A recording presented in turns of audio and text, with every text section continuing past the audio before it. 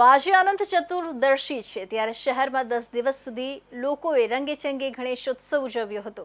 આજે બપ્પાની વિદાય માટે ભાવિકો ડીજે તો ઢોલ નગારાના તાલ સાથે નીકળી રહ્યા છે, ત્યારે સુરતમાં પોલીસના ચાંપતા બંદોબસ્ત વચ્ચે ગણેશ વિસર્જન કરવામાં આવી રહ્યું છે। ક્યાંક હર્ષોલ્લાસ સાથે તો ક્યાંક બપ્પાની વિદાયથી ભાવિકો ભાવુક બની રહ્યા છે। સુરત શહેરમાં વિસર્જનની પ્રક્રિયા શરૂ થઈ ગઈ છે। સવારથી જ નાની નાની પ્રતિમાઓનું વિસર્જન અલગ અલગ શહેરના કૃત્રિમ તળાવમાં શરૂ કરી દેવાયું છે। ગણેશ આયોજકો દ્વારા 10 દિવસ પૂજા અર્ચના કર્યા બાદ હવે વિસર્જનની વેળાએ બપ્પાને વિદાય આપી રહ્યા છે। સવારથી મોડી રાત સુધી વિસર્જન પ્રક્રિયા ચાલુ રહેશે। ભક્તિભાવપૂર્વક વિસર્જન માટે ગણેશ ભક્તો કૃત્રિમ તળાવ પર પહોંચવાના શરૂ થઈ ગયા છે। ગણપતિ બાપા મોરિયાના નાદ સંભળાઈ રહ્યા છે। સુરત ડુમસમાં ગણપતિ બાપાનું વિસર્જન કરવામાં આવી રહ્યું છે। અહીં ફાયરના જવાનોની ટીમ તૈનાત કરાઈ છે। ફાયરના જવાનો બોટમાં સતત પેટ્રોલિંગ કરી રહ્યા છે। દર વર્ષે પાણીમાં તણાઈ જવાથી લોકોના મોત નિપજતા હોય છે, ત્યારે સુરક્ષાના ભાગરૂપે ફાયરના જવાનો દરિયામાં પેટ્રોલિંગ કરી રહ્યા છે। આ ઉપરાંત વિસર્જન સ્થળ પર મૂર્તિ પધરાવવાની થાય ત્યારે સ્થળ પર પહોંચ્યા બાદ ફાયર સ્ટાફને મૂર્તિ સોંપી દેવાની રહેશે। આ તમામ વ્યવસ્થામાં સહકાર આપવા શહેરીજનોને અપીલ કરવામાં આવી છે। તેમજ મહાનગરપાલિકા દ્વારા જાહેર કરવામાં આવેલા સ્થળો સિવાયના અન્ય કોઈ સ્થળે ગણેશ વિસર્જન નહીં કરવા મહાનગરપાલિકાએ તમામ નાગરિકોને અપીલ કરી છે। વિસર્જન દરમિયાન કોઈ દુર્ઘટના ન બને તે માટે તમામ સ્થળે પોલીસ કાફલો પણ તૈનાત રાખવામાં આવ્યો છે। મેયર દક્ષેશ માવાણી અને પોલીસ કમિશનર અનુપમસિંહ ગેહલોતે ગણેશ વિસર્જનમાં ભાગ લીધો હતો। શહેરની પરંપરા પ્રમાણે મેયરના હસ્તે ગણેશ વિસર્જન થતું હોય છે, જે પરંપરાને આજે પણ જાળવી રાખવામાં આવી છે। હજીરા ખાતે 16 મહાકાય ક્રેન અને 2 ક્રેન સ્ટેન્ડ બાય રાખવામાં આવી છે। વિશાળ ગણપતિ મૂર્તિઓનું દરિયામાં વિસર્જન કરવામાં આવી રહ્યું છે। આજે સમગ્ર ગુજરાતમાં સુરત મહાનગરમાં સૌથી મોટા પ્રમાણમાં સાર્વજનિક ગણેશ ઉત્સવ ઉજવાઈ રહ્યો છે। આમ તો સમગ્ર દેશમાં મુંબઈ શહેર પછી સુરત શહેરનો સાર્વજનિક ગણેશ ઉત્સવ બીજા ક્રમે છે। આજે આનંદ ચૌદશનો દિવસ છે, ગણેશ વિસર્જનનો દિવસ છે। સાથે સાથે વિશ્વના નેતા અને હિન્દુસ્તાનના યશસ્વી પ્રધાનમંત્રી આદરણીય શ્રી નરેન્દ્રભાઈ મોદી સાહેબનો જન્મદિવસ પણ છે। આજે આનંદ ચૌદશના દિવસે પરંપરાગત રીતે ગણેશ વિસર્જનનું પ્રોસેશન સુરત શહેરમાં નીકળી રહ્યું છે। હિન્દુ મિલન મંદિર દર વર્ષે જેમ 9 વાગે હિન્દુ મિલન મંદિર નીકળે છે અને એ રીતે નીકળીને અત્યારે લગભગ 10:30 વાગે આગળ પોઈન્ટ પર આવી ગયા છે અને લગભગ 11-11:30 આસપાસ અમે ચોક બજારમાં પહોંચી જઈશું।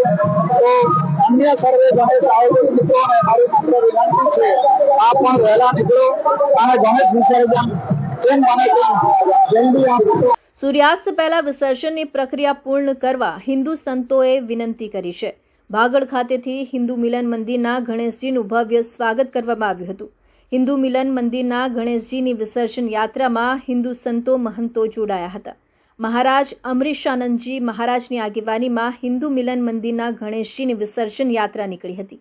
ભાગળ ખાતે ધારાસભ્ય અરવિંદભાઈ રાણા, પૂર્ણેશભાઈ મોદી તથા અન્ય મહાનુભાવોએ સ્વાગત કર્યું હતું। ચોક બજાર ખાતે મુસ્લિમ આગેવાનો દ્વારા ગણેશ વિસર્જન યાત્રાનું સ્વાગત કરવામાં આવ્યું હતું। મુસ્લિમ આગેવાન કદીરભાઈ પીરઝાદા દ્વારા હિન્દુ મિલન મંદિરના શ્રી ગણેશનું સ્વાગત કરવામાં આવ્યું હતું। મુસ્લિમ આગેવાનોએ હિન્દુ સંતોને ફૂલહાર પહેરાવી પુષ્પગુચ્છ આપી સન્માન કર્યું હતું। સુરત પોલીસ કમિશનર તથા મેયર પણ ચોક બજાર ખાતે ઉપસ્થિત રહ્યા હતા। ચોક બજાર ખાતેથી ગણેશજીની નાની મોટી પ્રતિમાઓ પસાર થઈ રહી છે। કોમી એકતા સાથે ગણેશ વિસર્જન યાત્રા ચાલી રહી છે। કોમી એકતા માટે જાણીતું સુરત શહેર ફરી કોમી એકતાના રંગમાં રંગાયું છે।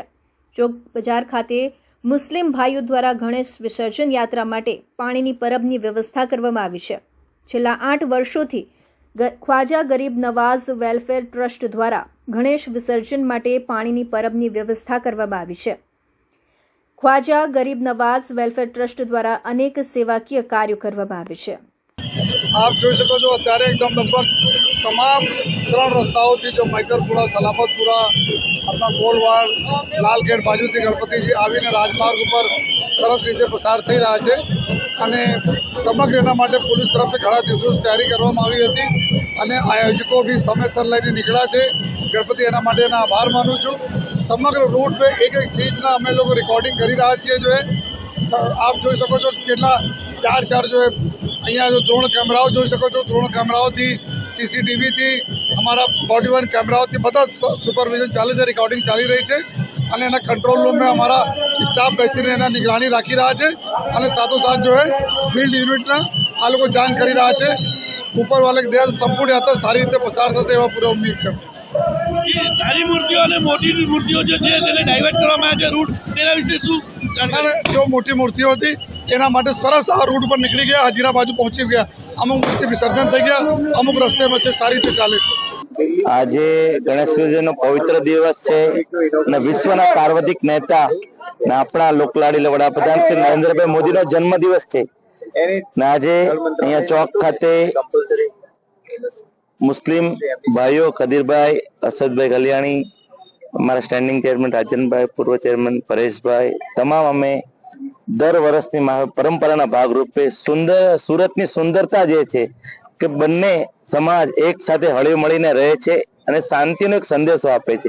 બેન 35 વર્ષથી અમે અમરીશાનંદ મહારાજનું અને હિન્દુ મિલન મંદિરના આ ગણપતિનું આમાં એમની સાથે અહીંયા એમની આગેવાનીમાં એમનું સ્વાગત કરીએ છીએ. આજે પણ કોમી એકતાનો એક માહોલ છે. આજે અમે જુઓ ગઈકાલે જુઓ સૈયદપુરા કાદસાની નાર શહેરમાં આજે અહીંયા અમે એમનું સ્વાગત કરીએ છીએ. અમારો ભાઈચારો છે. મહારાજ સાહેબ કહે છે કે ટાંગ મારવાથી પાણી છૂટું થતું નથી. હું કહું છું કે મજહબ નહીં સિખાતા, આપસ में बैर रखना, हिंदी हम वतन है, हिंदुस्तान हमारा. સુરત શહેરની કોમી એકતા બની રહેશે અને આજે 84,000 ગણેશનું જે વિસર્જન થઈ રહ્યું છે અમે શુભેચ્છા પાઠવીએ છીએ કે ગણેશનું વિસર્જન ખૂબ સારી રીતે શાંતિથી થાય. સુરતમાં મેયર, સ્ટેન્ડિંગ કમિટીના ચેરમેન સહિતના હોદ્દેદારોને મુસ્લિમ સમાજના લોકોએ આવકાર્યા હતા. સુરત પોલીસ કમિશનર અનુપમસિંહ ગેહલોતે હિન્દુ અને મુસ્લિમ સમાજના આગેવાનોને મળ્યા હતા. ફૂલહારથી સ્વાગત કરી જણાવ્યું કે સુરતમાં વ્યવસ્થિત વિસર્જન પ્રક્રિયા ચાલી રહી છે. સુરક્ષા વ્યવસ્થા માટે તમામ તૈયારીઓ છે. સુરતના ચોક બજાર વિસ્તારમાં કોમી એકતાના દર્શન જોવા મળ્યા હતા. હિન્દુ મુસ્લિમ સમાજના અગ્રણીઓએ કબૂતર ઉડાડી શાંતિનો સંદેશ આપ્યો હતો.